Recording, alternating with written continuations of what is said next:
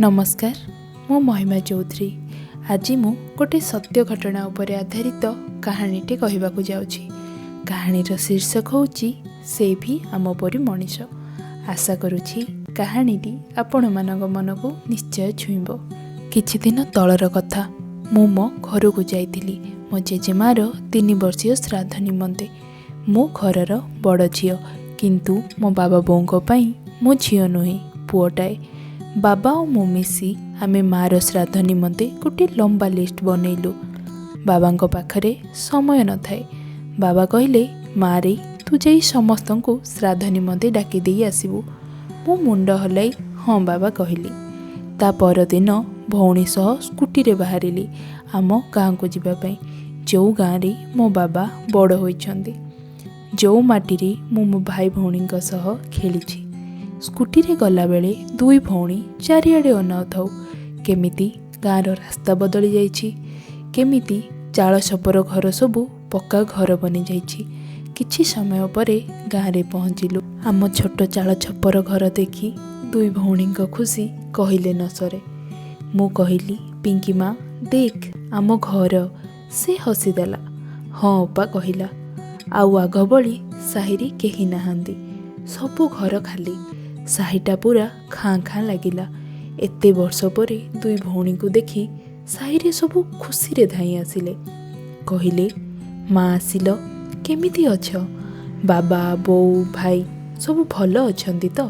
सेमानंक खुशी देखी आम दुई जनक मुहरु हस जाउ न थाए। मु समस्त को डाकिली। मार 3य वर्षीय श्राद्ध, सबू आसिबो। बाबांक पाखरे समय नहीं। मु छोटो पिलाटा डाकिबाकू आसीगली, कथा धरिबनी। सेमाने उत्तर रे कहले, अरे माँ ये की कथा? तू तो बापार बड़ पुओ, तू आसिलु आमे निश्चय आसीबू। दुई भौणी पुणी हसी देई नमस्कार करी आउ गोटे साही को गलु। आम दुही को देखी सबू घर को डाकिले, किंतु आम पाखरे भी समय न थाए। करिबु बा कौन? एते दिन परे जाइछु, किए कौन भाबिबे बोली टिकिए टिकिए समय ठिया होई आसिलु। आउ गोटे साही थाए, जो साही रे अनुसूचित जनजाति बास करती। आमे गाड़ी रे साही भितरे पशिलु। सबू आमको चाही गुणु गुणु होई कथा हेले, एई साउकार घर झियो आछंती। आमे गोटे छोटो भंगा चाल घर पाखरे गाड़ी रखिलु।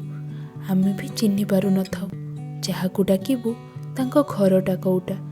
टिकिए परे गोटे स्त्री लोकटी आसिला, पचारिला, माँ काहा घर खोजुछंती? मु उत्तर रे कहली, एई से नानी घर, जी आम घरे काम करती। तापरे स्त्री लोक उत्तर देला, माँ से दिए स्वामी स्त्री बिल को जाइछंती, टिकिए रुह मु खबर पठाउछि। मु हाँ कही खराटारे ठिया होई थाए। साही मझिरे आम पई 2टी चेयर आनी पकाइले। कहिले, माँ बस। मु हसीदेली, कहली, ना ना आमे ठीक अछु, चेयर कौन हब? दुई भौणी ठिया होई चारिआडे अनाउ थाउ। से छोट छोट अधगढ़ा घर, नलकूप, रास्ता, छोट छोट छुआंको। किछि समय परे दूररू देखिलु दुई जण धाई तरबर होई आसुछंती। पादरे चप्पल न थाए, मुंडरे काठ, आउ गोटे हातरे पानी बोतल। मुंडरू झाल निगाड़ी होई पड़ुथाए।